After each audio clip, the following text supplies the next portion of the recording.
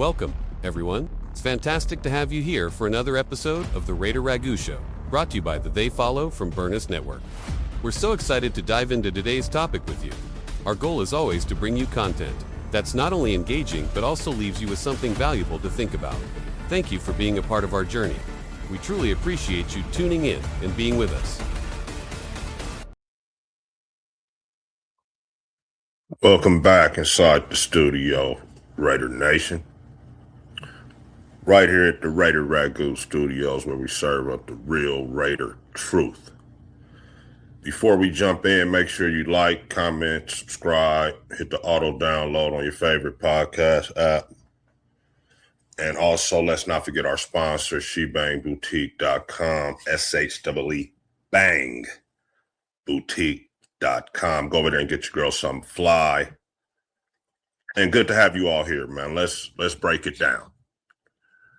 So last night, the Raiders played the Houston Texans in a preseason matchup, week 2. Let's keep it 1,000 while off top. Texans are one of the better ball clubs in the AFC from last year. Certainly, they did not have a great showing in the playoffs in that divisional round against New England. However, they did have a good season. They were one of the better teams and have been one of the better teams in the AFC these past 3 years since Coach Ryans has been there. Also, they did not play their starters at all, except C.J. Stroud on that first drive. And I guess you could say Woody Marks as well. So they did play a mixture of starters on offense, but not on defense at all. All right, that's the first thing. Now, the first half, specifically the first quarter of the game, looked like last season. Or even the season before that, the last couple seasons. That's how the Raider games have gone. Just like that, down 14-0 before you can blink, and not able to make any serious dent in that lead, and ending up in sometimes a blowout, sometimes a victory a loss where they would actually show some fight or whatever, but oftentimes a blowout, but a loss nonetheless. And that's how that looked immediately, like the Raider football that we've been seeing, regardless of the coach, in the last few years. That's what the entire first half looked like, especially the first quarter. The defense, and I know it was the second team defense, and I know Max has not played at all in the preseason, and there were no quote unquote starters on defense. But the way they just ran through us, Porter started last year, so he was out there. The way they just ran through us, a couple missed tackles there at the end on the last play, it just gave me deja vu, man. They marched right down and scored. Then, after Mike Washington makes a good run, right? He breaks off one and almost gets loose, got ran down from behind. But we were inside the what you would normally think field goal range was. What our field goal kickers right now, we don't even know. Matt Gay did hit a decent length field goal, but the Tokyo Tote project has seemed to have come to an end as he's just lost all confidence. However, okay, we were driving in the first quarter, getting down there after Mike broke that run, and then Nando threw the pick six, trying to check it down to Mike. Now, I got to give, so me and Fang was talking about this, I got to give equal sort of blame to Mike on that, Mike Washington, because you got to settle down and stop right there, man, and just be big, pause, and be a target for your guy. He drifted over to the right, let the guys creep right in front of him.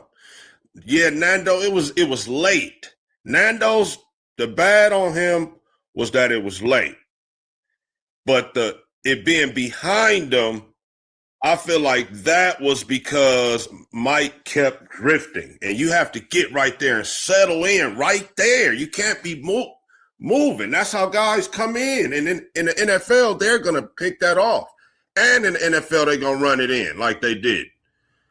So that was just two rookies on a rep where they learned, man. They learned how fine a line it is in the NFL between making a just routine play or stinking up the field, right? So now they up 14-0 off that. So Mike's got to settle in there, and Fernando, you got to get rid of that sooner. Either hit the guy out in the curl flat that looked like he was open, or you got to throw it to Mike sooner. And Mike, you got to settle in. You got to stop. Don't drift on those. But down 14-0. Pretty soon it's 20-3. And I'm like, this is deja vu. Like, it seems like no matter what coach the Raiders come with, this is the first half of Raider football. It's like we cannot come out and just get after teams for whatever the reason is. Teams always get after the Raiders. The Raiders are looking to come back or not get blew out. And it just felt like more of the same. Now, I'm not saying that it's going to be more of the same. But that's certainly what it looked like, man. I'm just keeping it 1,000. It was kind of frustrating to watch. Just some little details about it. It's, first of all, it sounds like they got after us in practice from different reports that are getting out from people that were there. They were putting a good spin on it, saying Fernando did well and all this. But now everybody's starting to try to keep it 1,000, and apparently we got taken out to the woodshed in practice.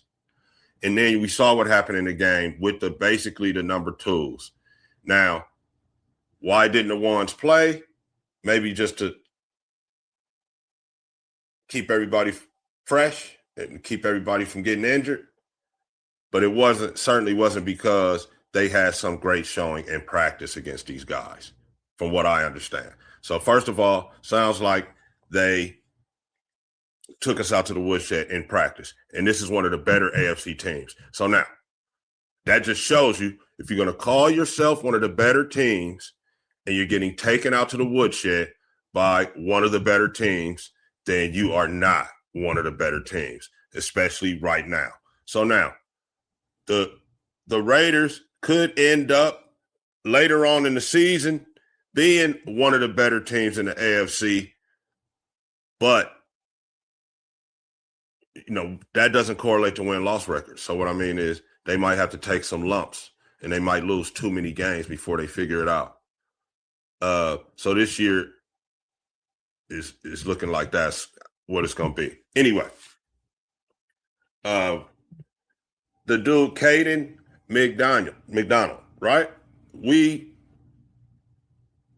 had him on our list of people being drafted. Remember, I was mad when they drafted Stooks. I'm not saying that they shouldn't have drafted Stooks. Don't get me wrong. I'm not on that.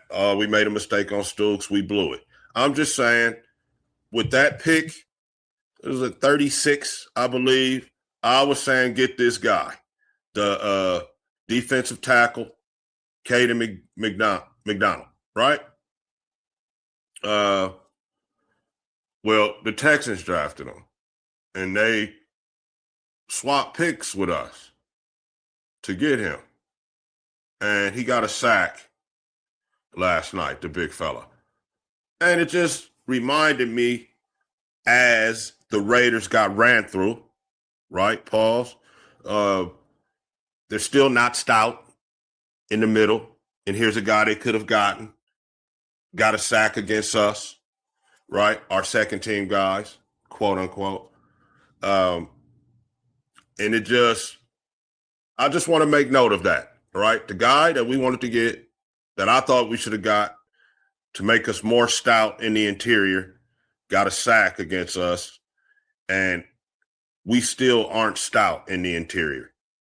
I know that was only the second team, but even last week when the first team was in there, we was getting ran through. Got ran through again yesterday. So first and second team, not stout. I know Max Crosby's not in there, but, Max is just one guy. Surprised at Kuntz's output so far. Kuntz has been very quiet. He started and played yesterday, didn't make any noise. It's like he's just kind of out there.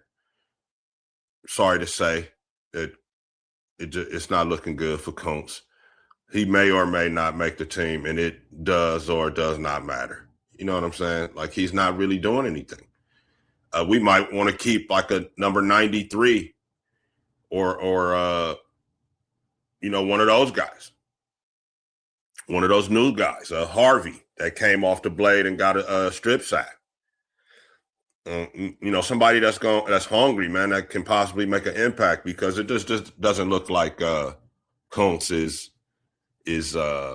I don't know, man. He's just not making any type of impact. He was in there with tools. It seems like he should have made some type of impact. Also, Malik Benson. I told you guys, everybody's talking about all of this Malik Benson in practice. Oh, him and Nando have the chemistry. Malik Benson. Every time I turn around in practice, it's Malik Benson making a play.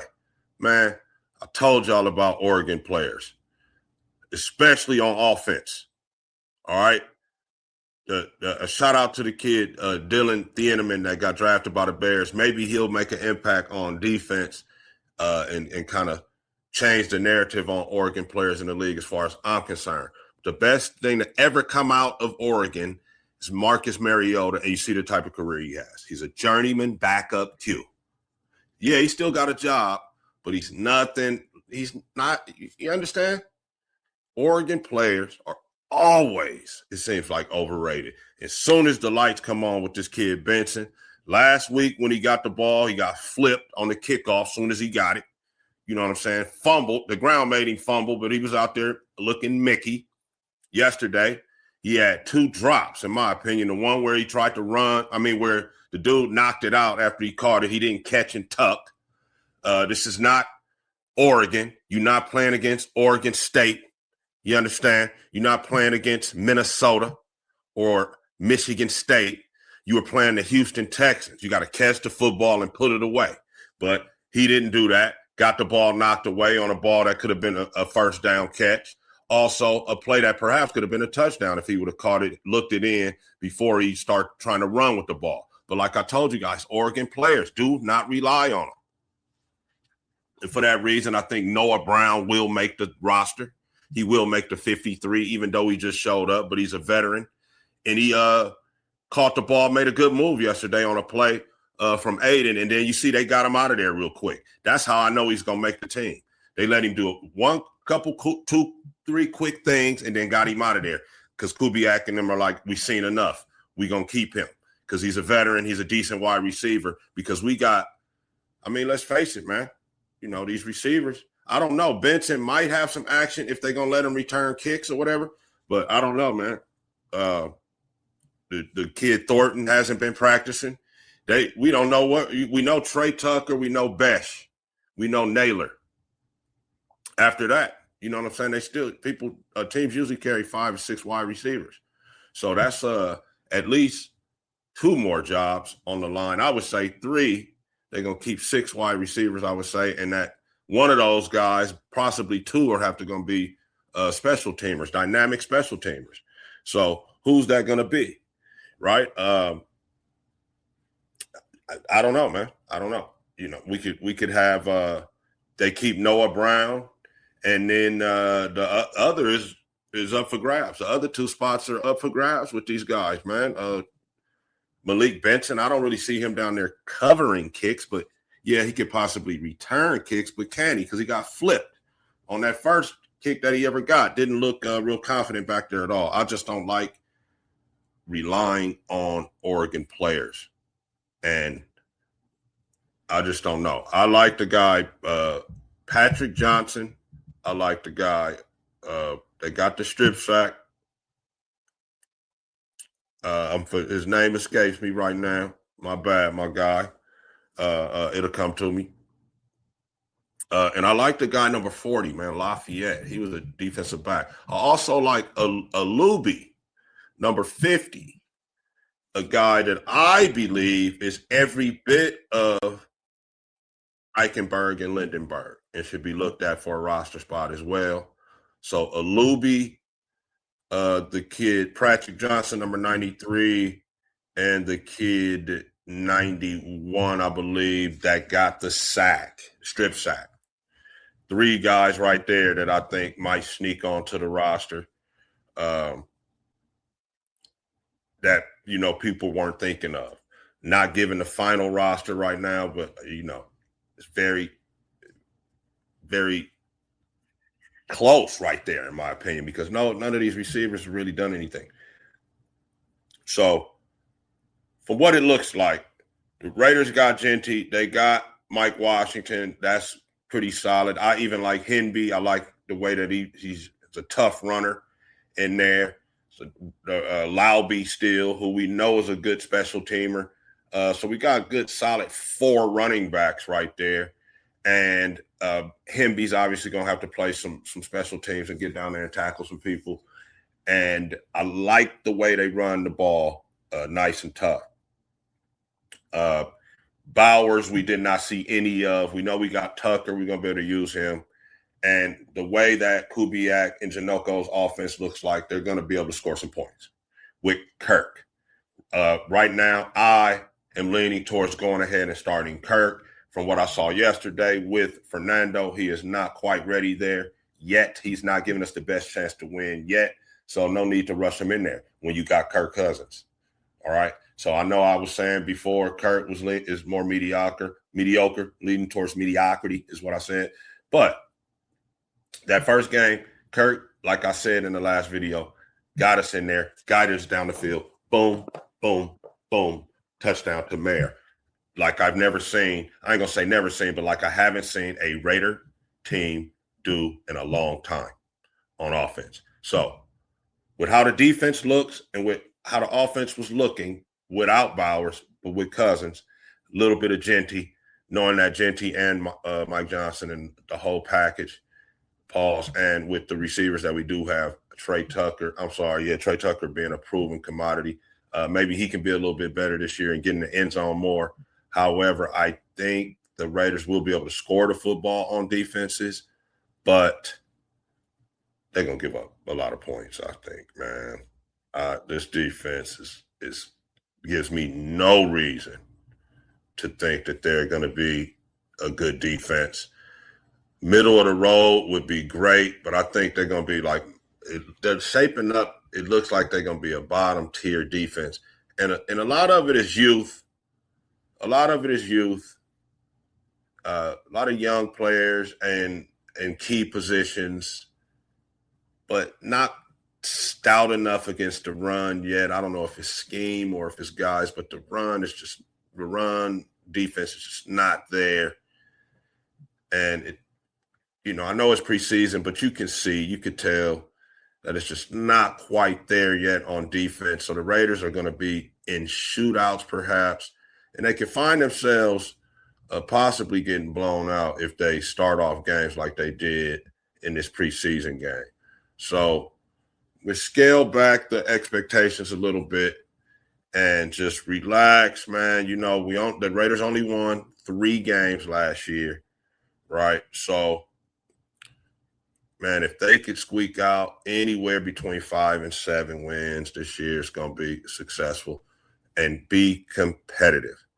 But right now, everything just does not quite look ready for that game speed of NFL Week 1. And the depth is not there quite yet. We saw that with how our tools got ran through and how we could not pretty much do anything with their tools who started the game. The Raiders did win the game, right? And I'm talking as if, it's gloom and doom and they did not win. But I'm not that interested in a bunch of guys that are not going to be on the team. So I did mention the guys that I felt like could sneak onto the roster: Lafayette, Noah Brown, Patrick, and also the guy that got the strip sack. So I'll talk about those 4 guys. Everybody else, we pretty much know who's going to make the roster. Aiden, shout out to Aiden for the comeback. He got hot on that last drive, and the Raiders did win the game to get a win under Kubiak. However, just looking at the real and what's going to count here on September 13th when the Raiders host the Miami Dolphins in Las Vegas, it's just season looks like it's going to be a little bit tough. Talent is improving. And, it's going to take some time. Got to get a little more stout up front. Got to play a little bit better defense. But I think the offense is going to be one of the better offenses in the league, especially in the first part of the league anyway, first part of the year. So I don't know what your thoughts are, but you guys can leave them in the comments. Anything else that I wanted to get off? No, that's it, Paul. So next week I don't know if they're going to use it as a dress rehearsal type of game. Next week's preseason battle. However, I believe against the Niners. Is that right? However, who is the preseason game against? It doesn't even really matter at this. Thanks for tuning in to the Raider Ragu Show. Don't forget to download the show, like, comment, and subscribe for more Raiders content. Follow us on YouTube at Raider Ragu for updates and behind-the-scenes action. Stay loyal. Raider Nation will see you next time.